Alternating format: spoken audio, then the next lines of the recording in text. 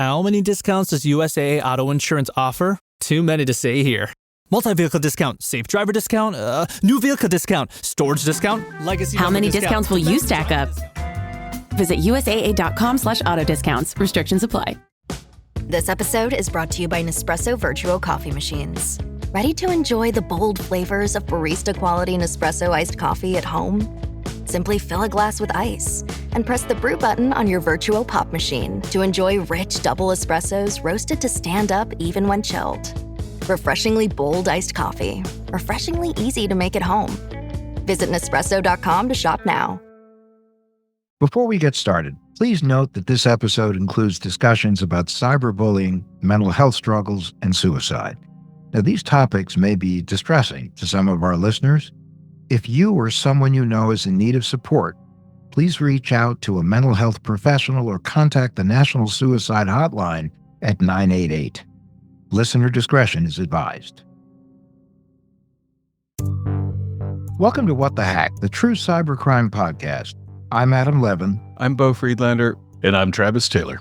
Today we're looking at a tragic story about the effects of social media on young users and the online harm that follows. It's admittedly a pretty heavy topic, and sadly, it's not the first time we've dealt with it on the show. Just this weekend, I had the honor to speak with Kristin Bride, an advocate for social media reform and the mother of Carson Bride, who died by suicide as the result of cyberbullying. Good morning, Kristin. Hi, Beau. Um, Okay, I'm ready. Just keep going. You probably. Kristin has turned her grief into action, spearheading lawsuits against a popular feature on Snapchat, anonymous commenting apps, and testifying before the United States Senate to push for greater accountability on the part of social media platforms. And this is not unlike John DeMay, who we talked with about his son, Jordan, who died by suicide after he was involved in a sextortion scam online. Yeah, as you guys will both recall, I was a mess for weeks after we did that episode. It was in part due to the fact that I went through grieving my own sister who died of suicide. And so this topic is one that I'm very familiar with. And I hope that we were able to shed some light on a situation that could endanger other people. So we're turning the show over to Beau for his frank conversation with Kristin as she and others take a page out of the Mothers Against Drunk Driving playbook to lobby for the Kids Online Safety Act, or COSAP.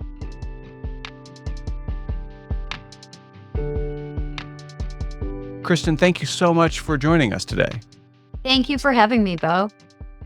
So, Kristin, where are you from? Originally, I'm from Darien, Connecticut. What? I actually haunted some of the beaches there, and I remember it was called Weed Beach, and I thought that was hilarious because there were a lot of deadheads who hung out there and smoked weed. Absolutely. Where are you now, Kristin? Right now, I'm in Oregon. I reside in Arizona in the winter. Do they call that a snowbird out there? Yes, they do. Kristin, I'd like to know a bit more about your son. What can you tell me about him? My son, Carson, was 16 years old, and he had just finished his sophomore year in high school. It was the pandemic, so the last 3 months were online from home. We encouraged him to get his first summer job, and he worked really hard to get one making pizzas. He came home on the night of June 22nd from his first night of training. And he was happy, and he said it went really well, and he wrote his upcoming work schedule on our kitchen calendar. And we really celebrated his success in finding a job during the pandemic.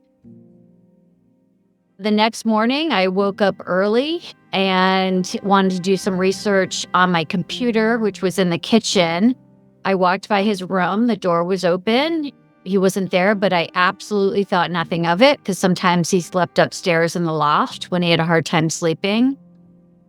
I looked down at my phone that was charging there in the kitchen, saw that there was a text message from Carson to myself, his dad, and his brother regarding a suicide.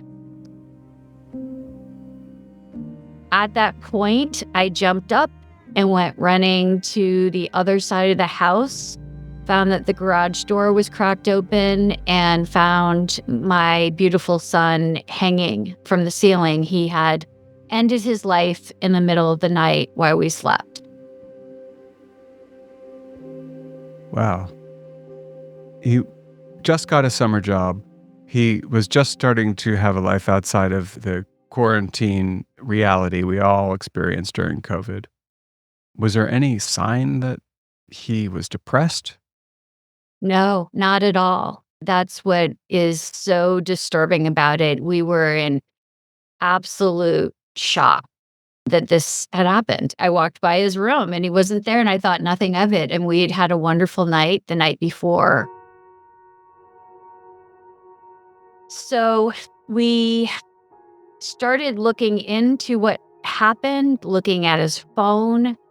We had waited until he was in 8th grade to have his first cell phone. When he got to high school, he begged for Snapchat because that was the way the kids were connecting. So we knew he had Snapchat. But what we found out through the school community was that Snapchat had allowed anonymous apps onto their back end. And those apps were called YOLO and LMK, which allowed kids to anonymously message each other and hide their identities. So YOLO, we all know, is you only live once. LMK, I'm guessing, is let me know? Let me know.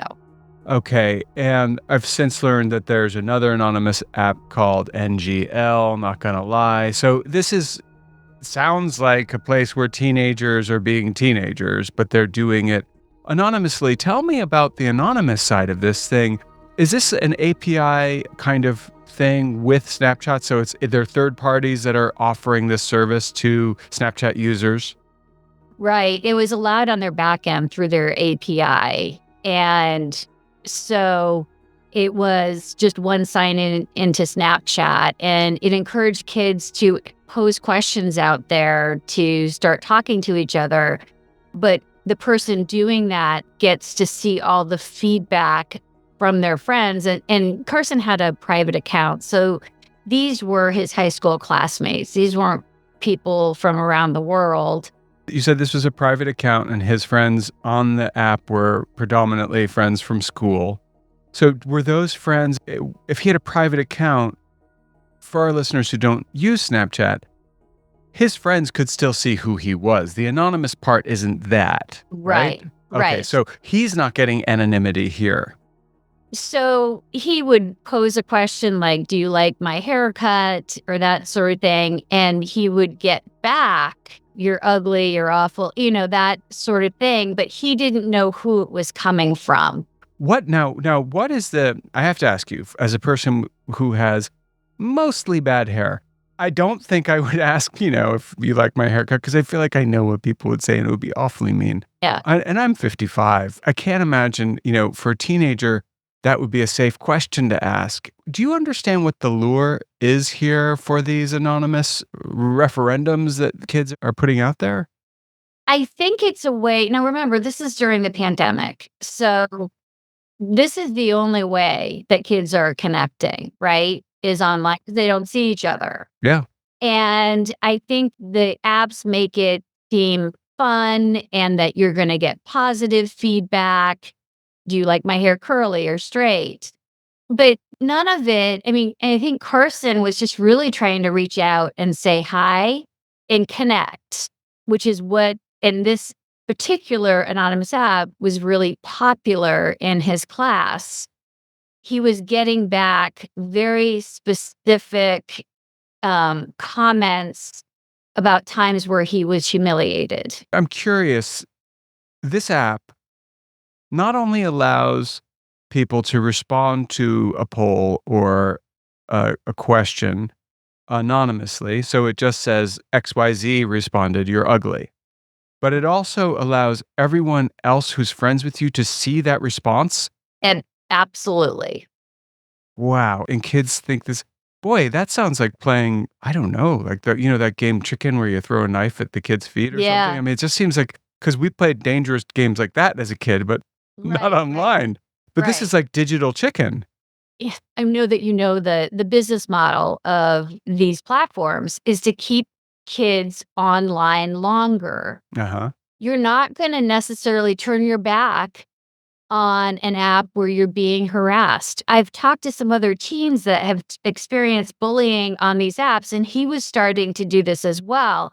You narrow down your friend group. That's the really hard part is you can't even have an upstander in this case, right? What's an upstander?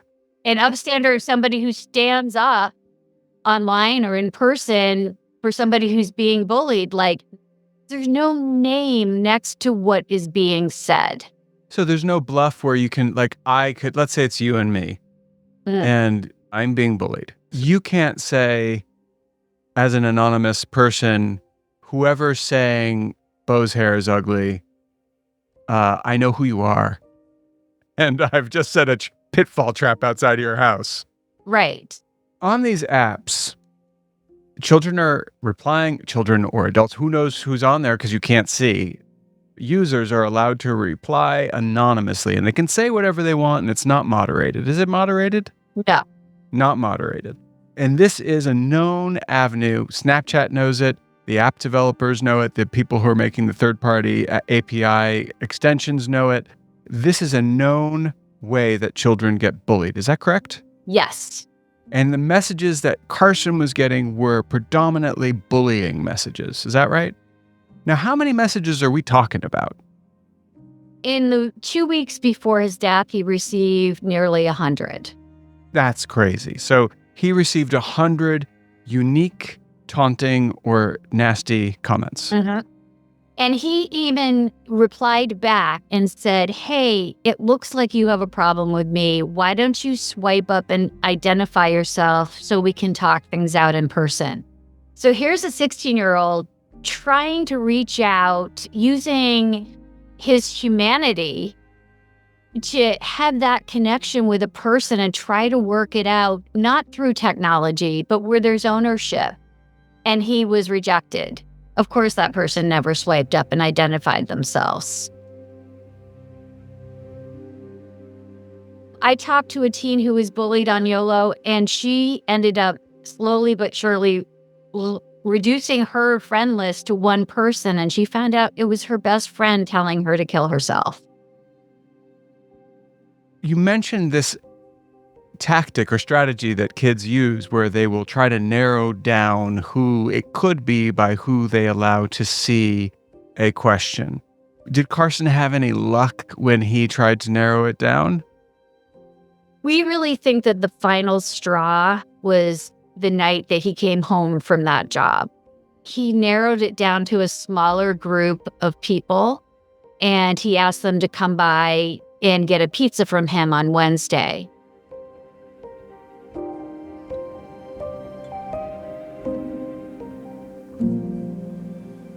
We'll be back in a moment to hear how Carson's situation turned tragic and what parents like Kristin are doing in response.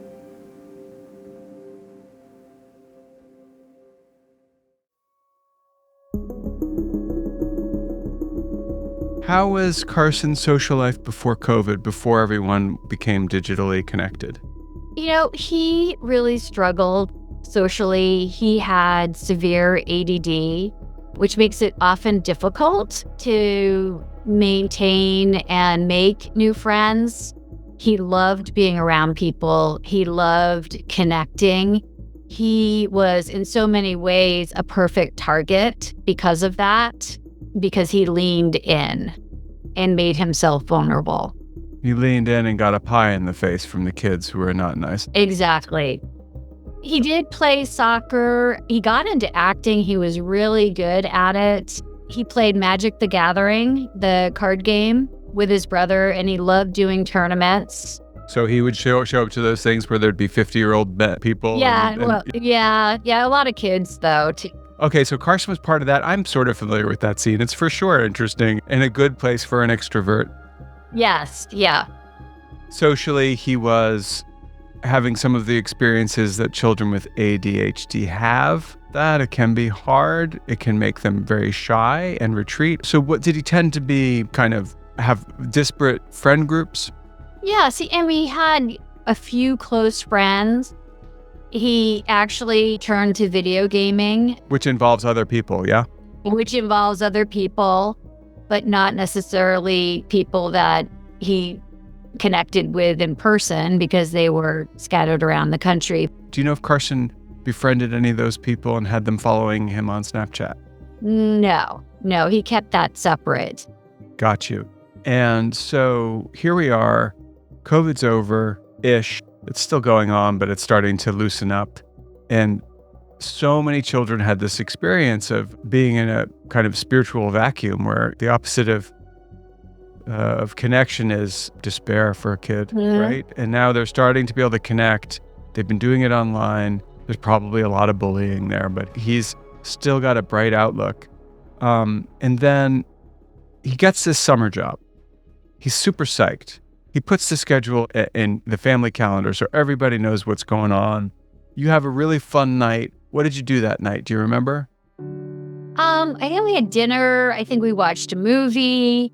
And I remember him helping me. We had an elderly dog. And I remember having him help me put our dog to bed. And, he said, I love you. I mean, there was no tension at all at this point. Another night in paradise. And we were, raising a child with severe ADD is not always paradise. But my husband and I went on a walk and we're like, oh my God, things are really coming together. He got this job on his own. He didn't have his driver's license at that point. That had been shut down because of COVID. But he walked down to get this job, wrote a thank you note. And I mean, we just thought he's coming around. This is, we were looking forward to a great summer. And that next day was just, there's no words for what happened that morning. So I'm curious about what happened the night before.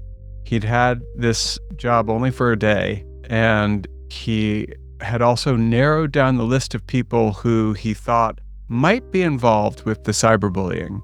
And he invited them to his place of work for pizza. Was he making pizzas and cashier? What was he doing? He was making pizzas. Oh, cool. So I get it. So he's just like, look, come down. I'll make you You may think this about me, but I can make a pizza.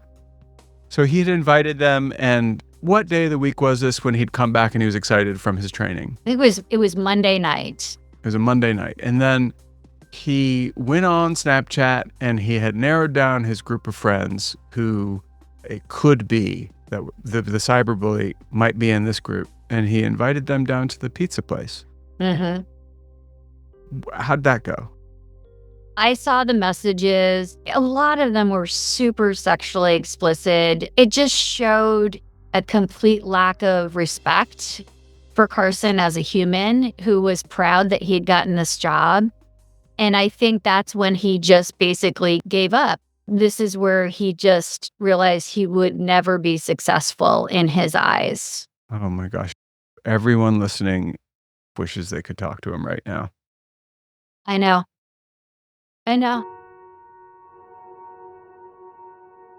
I think we should pause here and talk a little about these Snapchat app extensions and explain what they are. Well, Snapchat's an app that lets users send pictures and messages to each other. But it might be helpful to think of Snapchat like a digital playground. When you go to a playground at the park, there's a slide and a swing set that are already there. And in this analogy, the slide and swings are sending pictures and messages. Right. So there are third-party apps that use what's called an API, or Application Programming Interface. It sounds pretty nerdy, but you'd probably use them every time you're on the web. What it does is it lets two applications talk to one another. So if you ever see something saying to log in with Google, that's using Google's API. And so things like YOLO and LMK use APIs to bring you into the Snapchat's playground. And they let you do things like ask questions or make polls. So, and as Kristin put it, on Snapchat, they had something called the Snap Kit, and that allowed new developers to try out their product on a larger platform like Snapchat. So these are sort of like filters, on some of the apps that allow you to look like a unicorn or whatever you want to look like. If someone doesn't have to create a whole new app and hope people will use it, they can create the app to work within another app, in this case, Snapchat, you don't necessarily, when you're in Snapchat, even understand what's happening because it's so seamless. But YOLO and LMK and NGL are, they provide a feature basically to Snapchat that allows people to comment anonymously on images that people post. Like, what do you think of my new haircut? That kind of thing. But that sounds insane. I mean, these are for young people that are gonna get the pie in the face. Yeah. And that is actually the whole point. Is I think there's such a thing as a company that shouldn't exist. And this is one of them.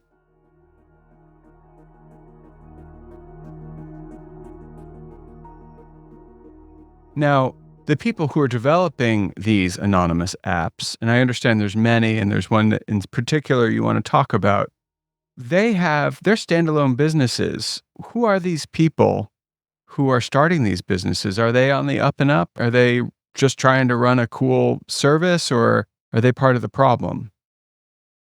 I think personally they're part of the problem. They're usually young developers. We ended up filing a lawsuit against Snapchat, YOLO, and LMK.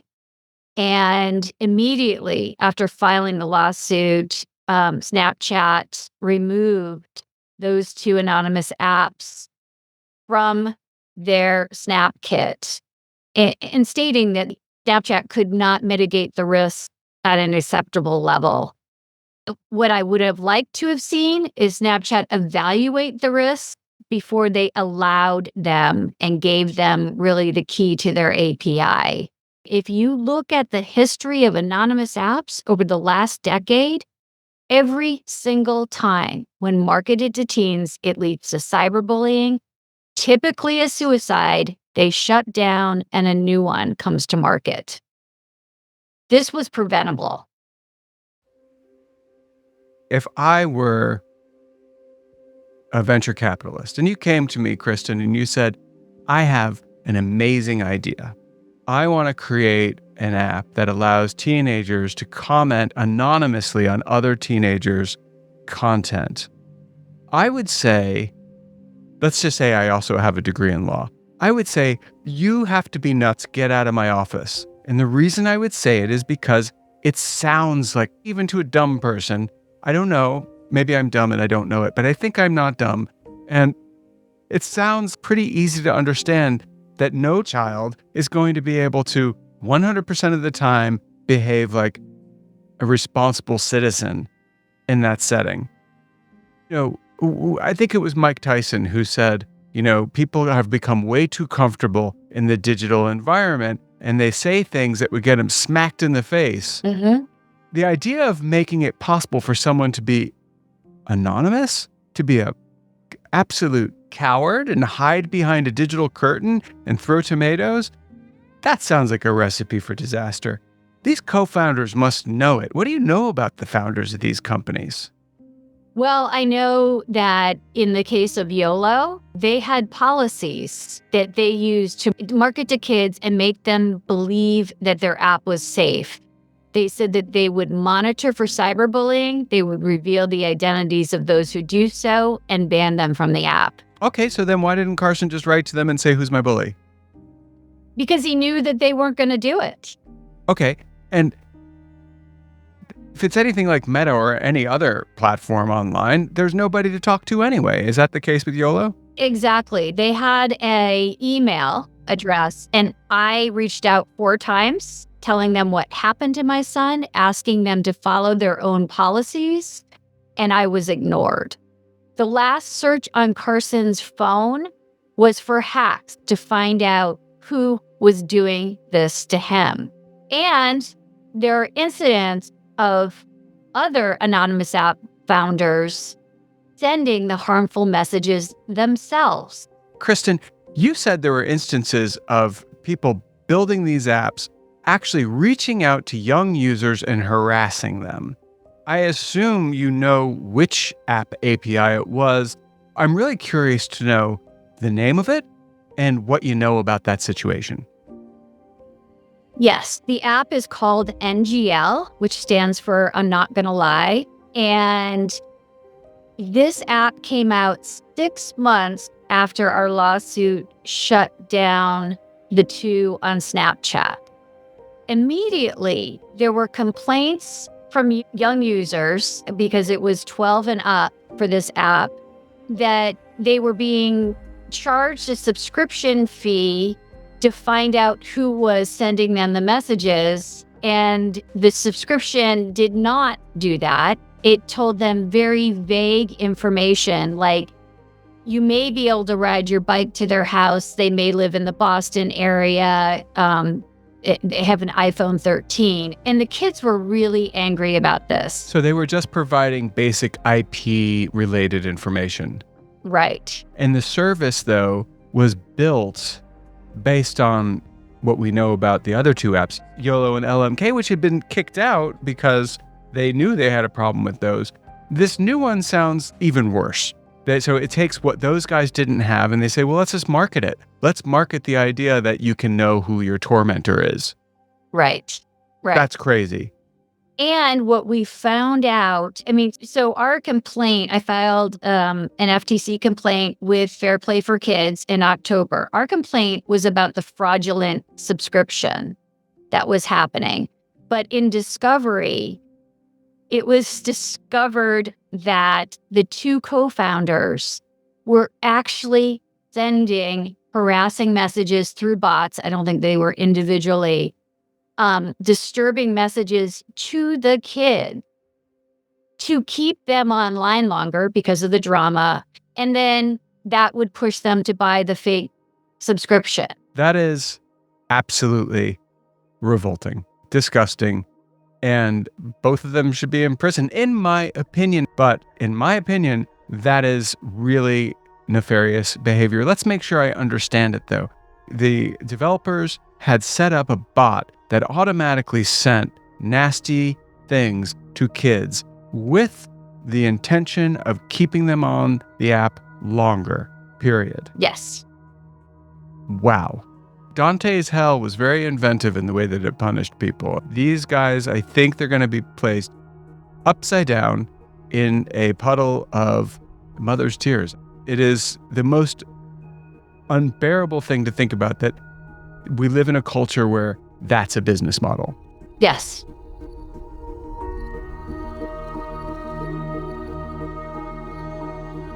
Tell us why COPA isn't doing the job and what COSA is going to be. And please spell them out, because not everybody knows the alphabet soup of regulations in DC.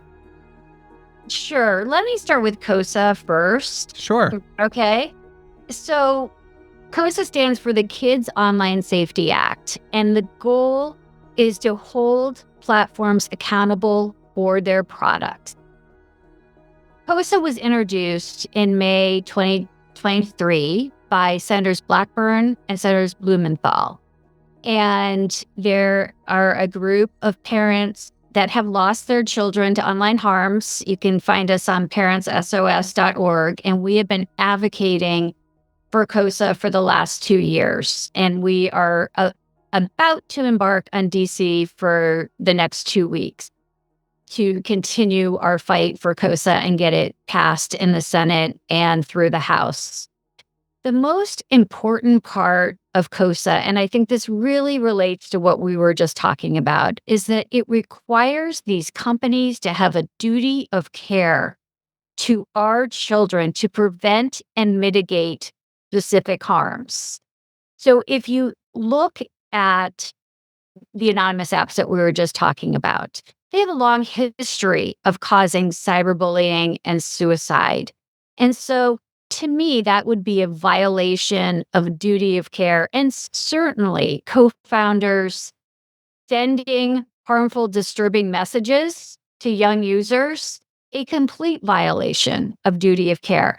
It is very, very sad that we have to spell this out, but what we have found is that they cannot self-regulate. They will always put profit over people, and those people are our kids, and our kids are dying. How is it different from what Elizabeth Warren is trying to get out there with the Digital Consumer Protection Commission Act.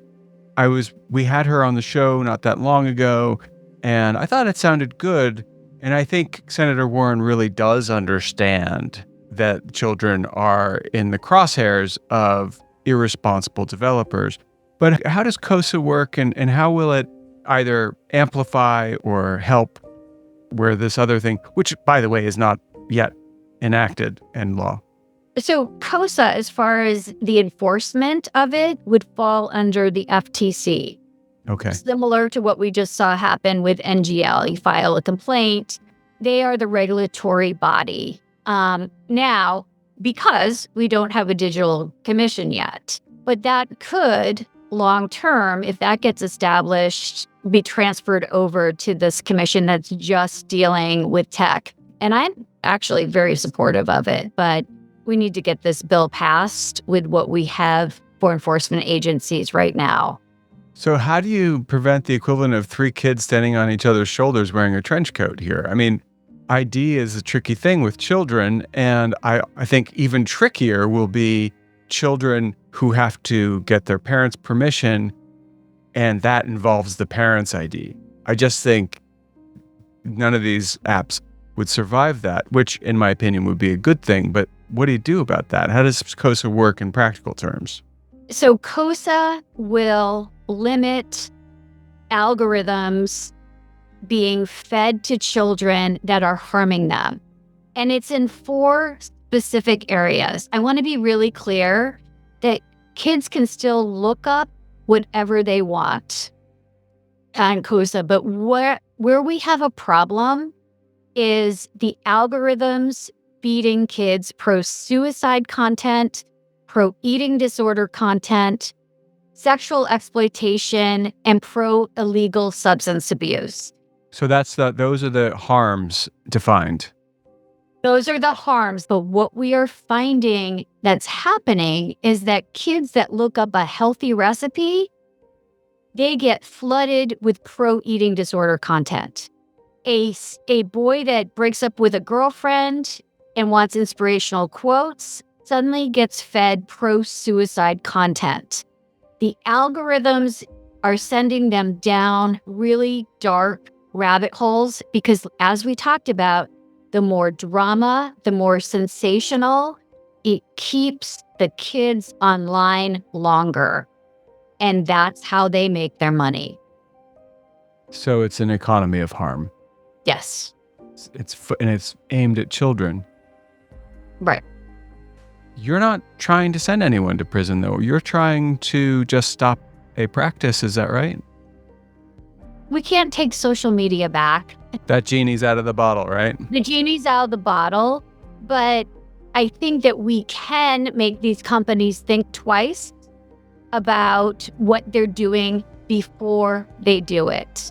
Like every other industry in America, our transportation, our drugs, our food, there's responsible safeguards. Now, you've just described an economy of harms. And what I want to understand better is, in my world, I guess I'm still a little immature and I want to see some people go to prison. You're just trying to change the way people do business by putting in some guardrails.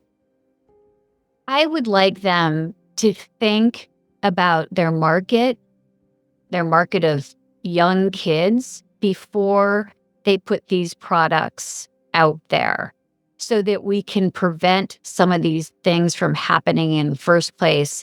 We're not going to get rid of social media, but we can make it a lot safer for kids.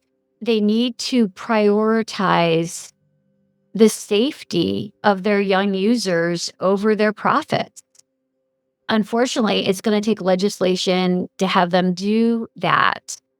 We have it in all other industries, our food, our transportation, our medicines. We need it here, unfortunately, because they will not do it themselves. And we are in a position where we're looking at the product of decades of no regulation and complete legal immunity. So if COSA gets enacted, it would be a law, and the FTC would be in charge of making sure it was enforced. Yes. What's the next step? You're going to DC and you're going to speak to lawmakers? We are going to do our Hill visits. We sit around the table with pictures of our kids. We tell staff and members of Congress what has happened to our children, and we ask them to co-sponsor COSA. We have enough co-sponsors in the Senate side, so we are looking for a vote. We have been assured by Leader Schumer that this is a priority to him. We have work to do on the House, and we will be doing that as well. But it sounds like there's reason to feel optimistic. So when I look back at 4 years ago when Carson died, these stories weren't out there like they are now. I was working so hard to find one other parent I could talk to that had this happen to them. And now we're all together. And not only that, is the older congressmen who didn't get how Facebook worked, they get it now. They completely understand. Every person understands the business model. And the other thing that's so exciting is we're seeing the phone-free movement in schools. Bell to bell, no phones. That takes a chunk out of their market share. The average teen receives over 100 notifications a day. You cannot focus on anything when your phone is buzzing that amount. There is a movement happening right now, and it's really exciting. I really think that this industry is going to look a lot different in the next 5 years. So I think like 1,000 years ago, in digital years anyway, Senator Wyden co-authored something called Section 230.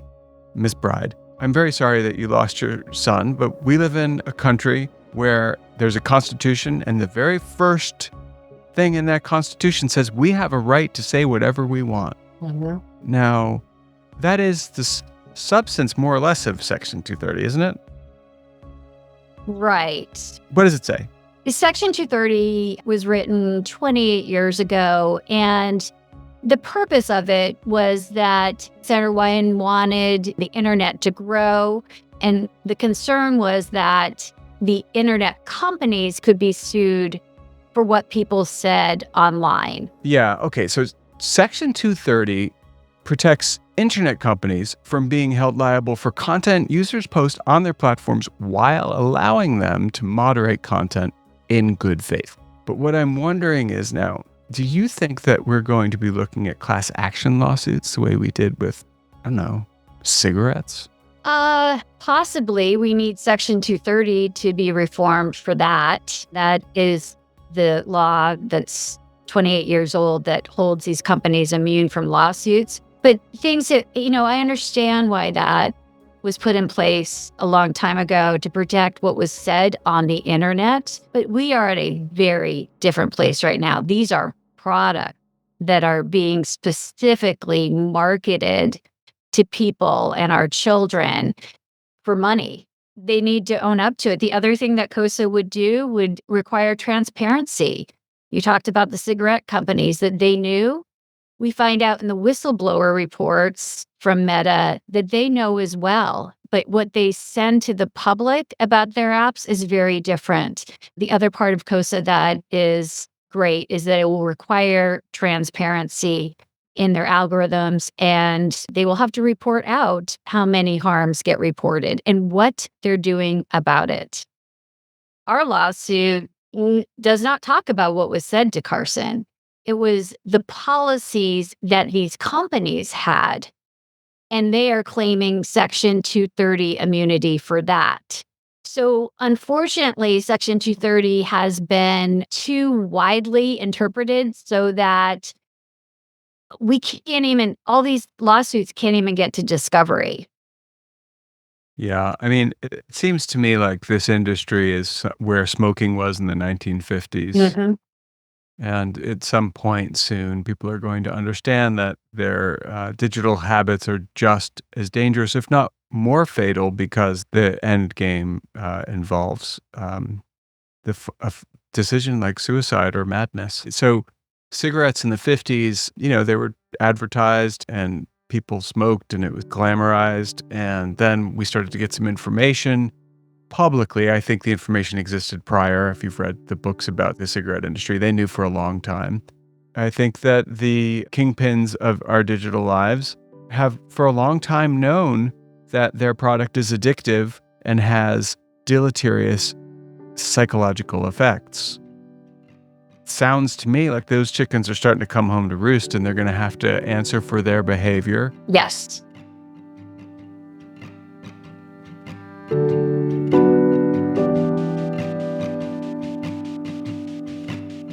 We've talked time and again about how the swimming pool of the internet does not have a shallow end, especially when it comes to kids. The common refrain here is there ought to be a law. When we return, we'll hear what you can do to help.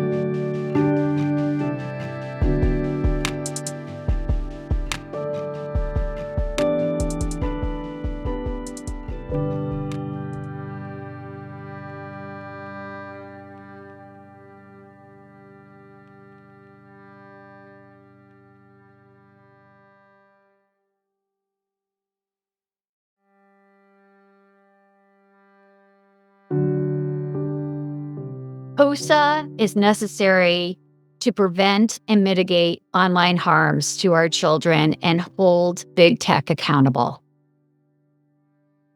Is the online entertainment environment developed for children safe? It is absolutely not safe. And we really hope that parents will wait as long as possible to expose their children to it. We know from not just Carson's story, but other stories. We did an episode featuring the father of a son who passed away by suicide after being bullied by professional criminals who were using his image to commit sextortion. Yeah. What constitutes your sense of kids being unsafe exactly? What are they seeing? What are they exposed to? They're seeing porn.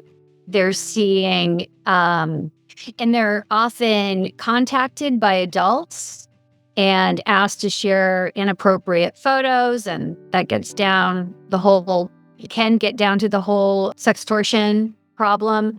Or just plain old sex abuse. Sex abuse, right. We used to think stranger danger in the park. And really, Jonathan Haidt's book really makes a good point about this. We thought we were keeping our kids safer behind their computers in their room. And in reality, it is so much more dangerous for them. I work with parents whose kids were marketed fentanyl-laced drugs over Snapchat. They were marketed, they purchased them, and they were delivered like pizza. For some reason, Snapchat can't quite get a handle on getting those posts taken down. Do you think that they can't, or do you think that they're busy doing things that create revenue? Personally, I think that they're busy creating revenue instead of policing their site, because that yet is another dramatic piece of information that keeps kids glued online, gets them addicted.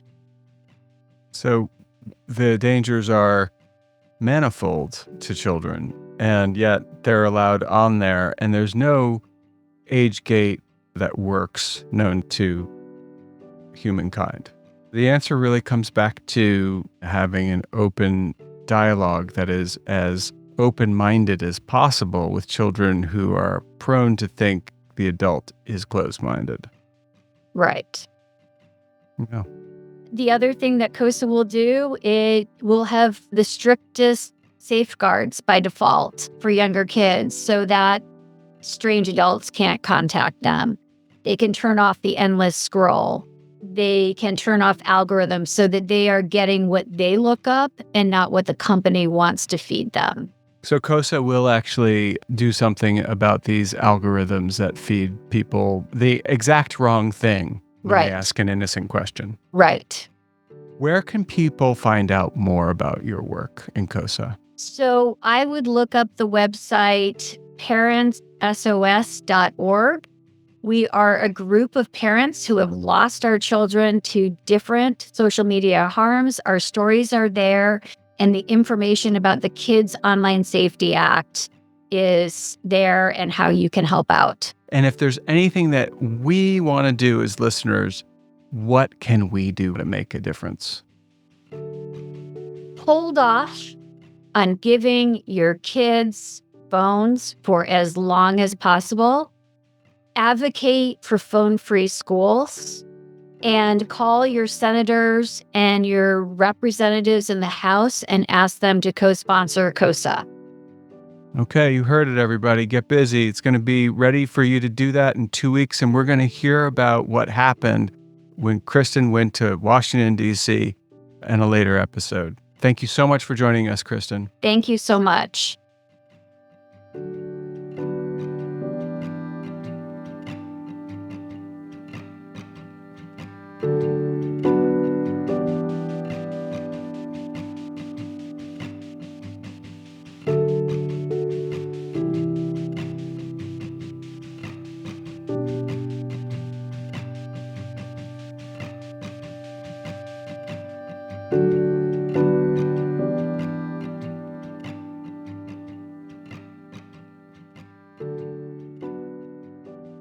Hearing Kristin and Carson's story, it reminds me just how devastating the impact of cyberbullying can be and the urgent need for better safeguards online.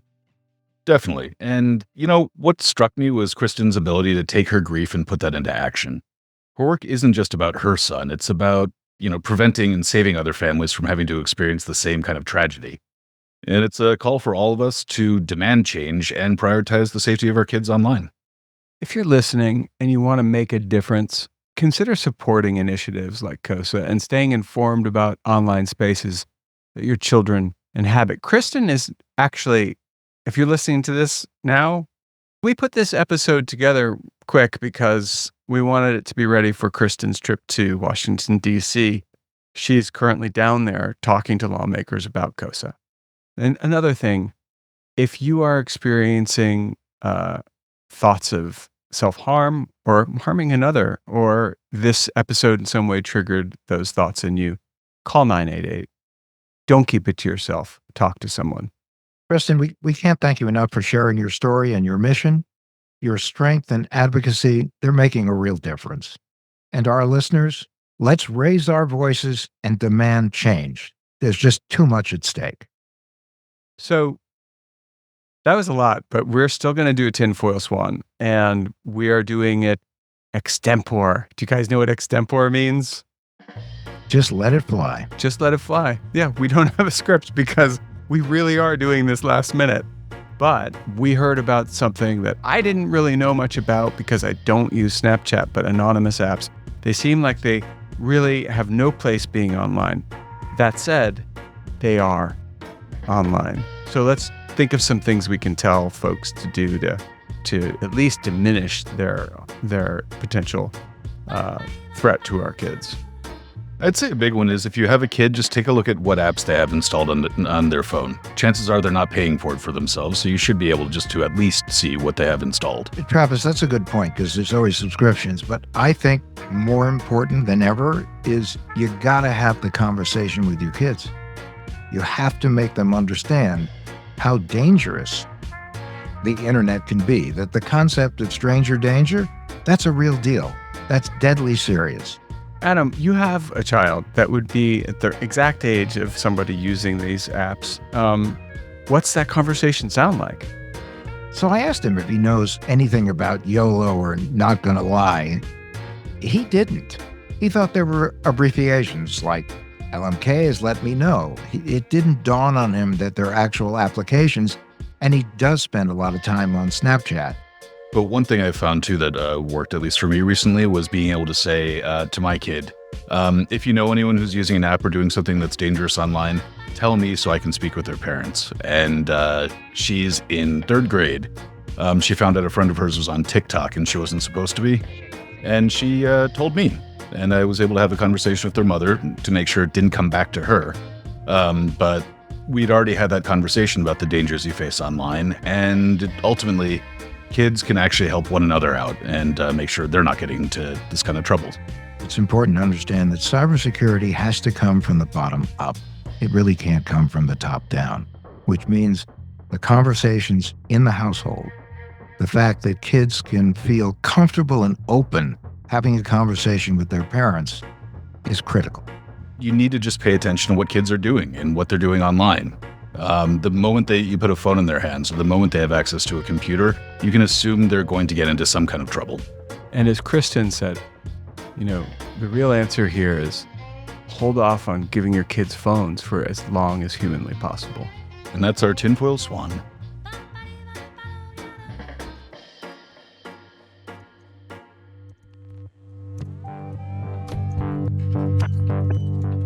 What the Hack with Adam Levin is a production of Loud Tree Media. You can find us online at adamlevin.com and on Instagram, Twitter, and Facebook at Adam K. Levin.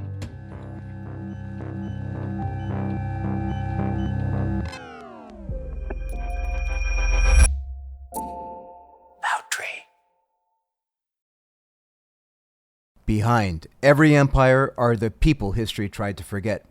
Lost Roman Heroes tells the stories of the remarkable characters who shaped Rome from its mythical beginnings to its final fall. Each episode blends armchair storytelling, sharp historical insight, and a bit of humor to bring these lost figures to life.